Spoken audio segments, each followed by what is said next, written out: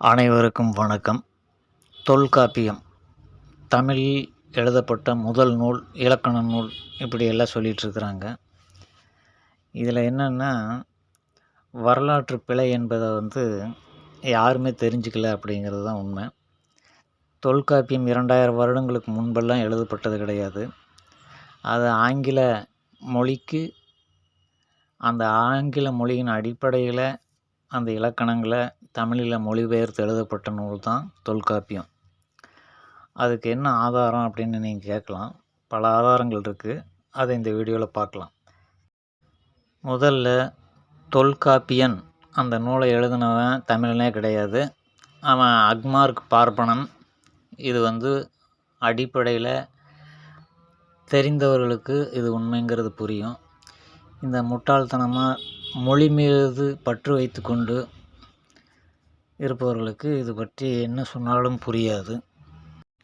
1902 வருடம் பிரிட்டிஷ் கணக்கெடுப்புப்படி தமிழ்நாட்டில் படித்தவர்களுடைய எண்ணிக்கை 6%.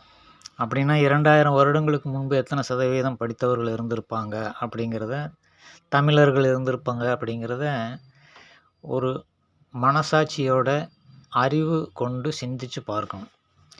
1902லேயே கடந்த 200 வருடங்களுக்குள்ளே 6% தான் பிரிட்டிஷ் கணக்கெடுப்பு சொல்லுது, நான் சொல்லலை. அப்படிங்கும் பொழுது 2000 வருடங்களுக்கு முன்பு அந்த 6% கூட பார்ப்பனம் தான் படிச்சிருந்தான். அப்படிங்கும்போது இந்த 2000 வருடத்துக்கு முன்பு ஒரு தொல்காப்பியம் எழுதப்பட்டிருந்தா அது யாருக்காக எழுதப்பட்டது, யார் படிப்பதற்காக அது எழுதப்பட்டதுங்கிறது ஒரு அடிப்படை அறிவோடு சிந்திச்சு பார்க்கணும். எழுத்தறிவு படிப்பறிவு இல்லாதவனுக்காக ஒருத்தன் நூல் எழுதுவானா அப்படிங்கிறத யோசிக்கணும். இது ராஜராஜன் காலத்தில் தான் பார்ப்பனர்களை வடநாட்டிலிருந்து கூட்டிகிட்டு இந்த சில விஷயங்களை புகுத்தலாம் ராஜராஜன் அப்படின்ட்டு சரித்திரம் சொல்கிறாங்க. சரித்திர ஆராய்ச்சியாளர்கள் அப்படிங்கிறத ஓரளவுக்கு கல்வெட்டுகள் மூலமும் பல விஷயங்கள் மூலமும் நம்ம தெரிஞ்சுக்கிறோம். ராஜராஜன் தான் பார்ப்பனர்களை இங்கே தமிழ்நாட்டுக்கு கூட்டிகிட்டு வர்றான். இதுதான் வரலாறு, உண்மையான வரலாறு. அந்த ராஜராஜனே தமிழ் மன்னனா அப்படிங்கிறது நமக்கு தெரியாது.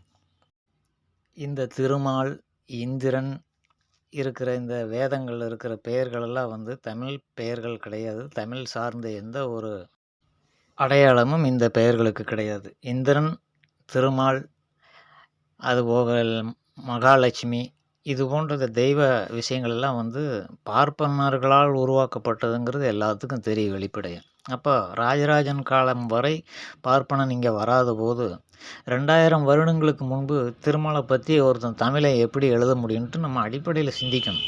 அவன் என்ன கால கண்ணாடின்னு சொல்லுவாங்க. அதாவது front to the future, back to the future. அதை முன்கூட்டியே 2000 வருடங்களுக்கு முன்பு இப்படி பார்ப்பனன் திருமால்னு சொல்லுவான்ட்டு 2000 வருடங்களுக்கு முன்பே இப்படி எழுத முடியும். இரண்டாவது 9ஆம் நூற்றாண்டு வரை தமிழ் மொழிக்கு வரி வடிவம் கிடையாது. சமணர்கள் தான் அந்த வட்டெழுத்து அப்படிங்கிறது அவங்களுடைய வரி வடிவம். அதே போல் பிராமிங்கிறது பிராமணர்களுடைய வரி வடிவம். இந்த வரி வடிவங்களில் இப்போ ஆங்கிலத்தில் நம்ம எப்படி வாங்க போங்கன்ட்டு எழுதுகிறோம், தமிழையே ஆங்கிலத்தில் எழுதும்போது VANGO வாங்கோ, PONO போங்கோ அப்படின்னு எல்லாம் எழுதுகிறோம். அதுபோல் தமிழ் மொழிக்கு வரி வடிவம் இல்லாததுனால அவங்க அந்த காலத்தில் பிராமி மொழியிலையும் இந்த வட்டெழுத்துக்கள்லேயும் இந்த தமிழ் மொழியில் இருக்கிற வார்த்தைகளை, பேச்சு வழக்கில் இருக்கக்கூடிய வார்த்தைகளை எல்லாம் அதை கல்வெட்டுகளையும் நூல்களிலையும் எழுதி வச்சாங்க. உடனே அதை தமிழ் பிராமின்னு போட்டு இந்த காலத்து கிறுக்கு பயலுக பல பேர் அதை பரப்பிட்டு வர்றானுங்க. பைத்தியகாரம் பயலுக அப்படிங்கிறத தவிர வேறு ஒன்றுமே சொல்ல முடியாது. இந்த கிறுக்கு பயலுக தமிழர்களை, தமிழ் மொழியை ஏமாத்துறானுங்க. இவனுங்களுக்கே தெரியாது அது எப்படி வந்தது அப்படிங்கிறது. தமிழ் பிராமி எங்களுக்கு தான் மூத்த மொழின்ட்டு கூவிட்டு திரியிறானுங்க. இந்த பைத்தியகார பயல்களை நம்ம என்ன சொன்னாலும் மாற்ற முடியாது. உண்மையை புரிஞ்சாலும் கூட அவனுக்கு புரிஞ்ச மாதிரி ஏற்றுக்க மாட்டானுங்க, நடிப்பானுங்க. அதனால் அது ஒரு புறம் இருக்கட்டும். ஆங்கில மொழியை கற்ற பார்ப்பனனால் எழுதப்பட்டது தான் தொல்காப்பியம். இந்த வவ்வல்ஸ் அப்படிங்கிறது AE ஐஓயு, அதுதான் AIUAO. இந்த 5 எழுத்துக்களும் வந்து அந்த இதிலிருந்து தான் உருவாக்கப்பட்டது அப்படிங்கிறத புரிஞ்சுக்கணும். ஏற்கனவே சமஸ்கிருதத்திலிருந்து தான் ஆங்கிலம் தோன்றுச்சு. அதுபோல் இப்படி ஒன்றொன்றா வந்து அது அவங்க சிந்திக்கும் ஆற்றல் உள்ளவங்க அந்த மொழியை உருவாக்கும் பொழுது அதை ரொம்ப குறுக்கி 27 எழுத்துக்களில் ஆங்கிலத்தை உருவாக்கிட்டாங்க. அதுக்கு பிறகு ஆங்கிலத்திலிருந்து பிற மொழிகள் வந்து அந்த இலக்கணங்களை வந்து காப்பி அடித்து இயற்றும் பொழுது தமிழ் மொழியில் அதே போல் இயற்றினாங்க. ஆங்கில மொழியில் இருக்கிற அனைத்து இலக்கணங்களும் தமிழில் இருக்கும். அதை நீங்கள் நல்லா கவனித்து பார்க்கணும். தொல்காப்பியம் என்பது 2000 வருடங்களுக்கு முன்பு எழுதப்பட்டது கிடையாது. பிரிட்டிஷ்காரன் இந்தியாவுக்கு வந்த பிறகு தான் இது இயற்றப்பட்டது அப்படிங்கிறத தெளிவாக புரிஞ்சுக்கணும்.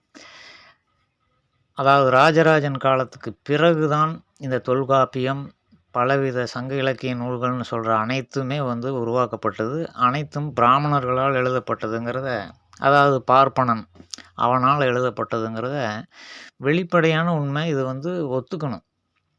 இதனால் ஒன்றும் தமிழ் மொழிக்கு கேடு வந்துடாது. அவனுதெல்லாம் வளர்த்து விட்டுருக்குறானுங்க மொழியவே. அந்த நன்றி கெட்ட தனம்ங்கிறது தமிழனுடைய இன வரலாற்றிலேயே ஊறி போயிருக்கிறதுனால அந்த நன்றியை நினச்சி பார்க்காம அவனை பிடிச்சி பேசிகிட்டு இருக்கான். ராஜராஜன் பார்ப்பனர்களை தமிழ்நாட்டுக்கு கூட்டிகிட்டு வரலைன்னா இன்னும் வந்து பிரிட்டிஷ்காரத்தில் காலத்தில் இருந்ததை விட மிக மோசமான ஒரு சூழ்நிலை தான் தமிழ் மொழிக்கு இருந்திருக்கும். எந்த இலக்கியம் உருவாகி இருக்காது, காட்டுமிராண்டி பயல்களாக தான் இருந்திருப்பானுங்க அப்படிங்கிறத நம்ம தெளிவாக புரிஞ்சுக்கணும். அதனால் தொல்காப்பியம் என்பது 2000 வருடம் பழமையானதும் கிடையாது, முதல் நூலும் கிடையாது. அது ஆங்கிலம் மொழியிலிருந்து காப்பி அடிக்கப்பட்ட இலக்கண நூல் அப்படிங்கிறத தெளிவாக தெரிஞ்சுக்குங்க. அது தமிழ் மொழியினுடைய மக்களுக்கு தகுந்த மாதிரி சில மாற்றங்கள் செய்து எழுதப்பட்டிருக்குது, அவ்வளோதானே தவிர இதில் புதுசாக எந்த ஒரு ஆங்கிலத்தில் இல்லாத எந்த ஒரு விஷயம் தொல்காப்பியத்தில் கிடையாது அப்படிங்கிறத நம்ம தெளிவாக புரிஞ்சுக்கலாம். அதாவது தொல்காப்பியம் இயற்றப்பட்டது 2000 வருடங்களுக்கு முன்பு. அதில் எப்படி சமஸ்கிருத வார்த்தைகள் எல்லாம் தொல்காப்பியத்தை தெளிவாக எடுத்து அதனுடைய மூல நூல் எடுத்து படித்து பார்த்திங்கன்னா, அந்த இலக்கண நூல் தமிழ் இலக்கண நூலாக இருந்தாலும் அதில் பாதிக்கு மேலே வந்து சமஸ்கிருத வார்த்தைகள் இடம்பெற்றிருக்கும். அப்போ 2000 வருடம் பார்ப்பனனே இல்லாத காலத்தில் எப்படி சமஸ்கிருத வார்த்தைகளை உபயோகிக்க முடியும் ஒரு தமிழ் எழுத்தாளன் அப்படிங்கிறது வந்து அது நான் வந்து கடுமையாக சொல்லிடுவேன். அது ஏன் அப்படின்ட்டு தான் அந்த உதாரணங்களை எல்லாம் நம்ம சொல்கிறதில்ல. இது வந்து இழிவான ஒரு தாயை வந்து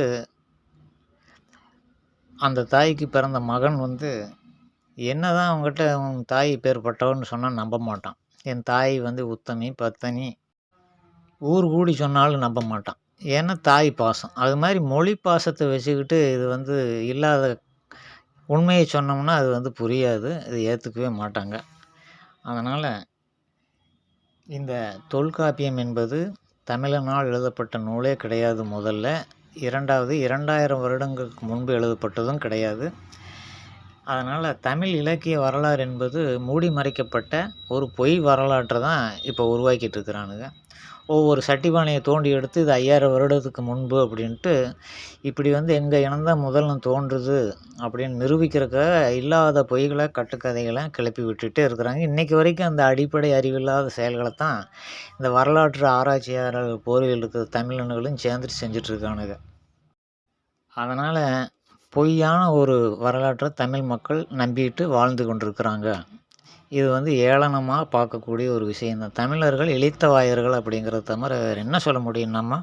நம்மளை இளிச்சவாயங்கன்னு சொல்லும்போது நம்ம புரிஞ்சுக்கிறோம், நம்மளை இவனுங்கெல்லாம் ஏமாத்துறானுங்க, தமிழ் மொழியை வச்சுக்கிட்டு வியாபாரம் பண்ணுறானுங்க அப்படிங்கிறத தெரிஞ்சுக்கிட்டு நம்ம இதை வெளிப்படையாக விளக்கமாக எடுத்து சொல்லியிருக்கிறோம். இது புரிகிறவங்களுக்கு புரியும்.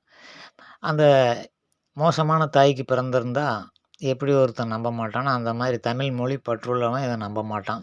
அது எனக்கு தேவையில்லை அப்படின்னு சொல்லிட்டு இந்த தொல்காப்பியம் அது எழுதப்பட்ட வரலாறு கால சுவடுகள் வந்து சுத்தமான ஒரு டுபாக்கூர் அப்படிங்கிறத சொல்லிவிட்டு அடுத்து இன்னொரு வீடியோவில் சந்திக்கிறேன். நன்றி.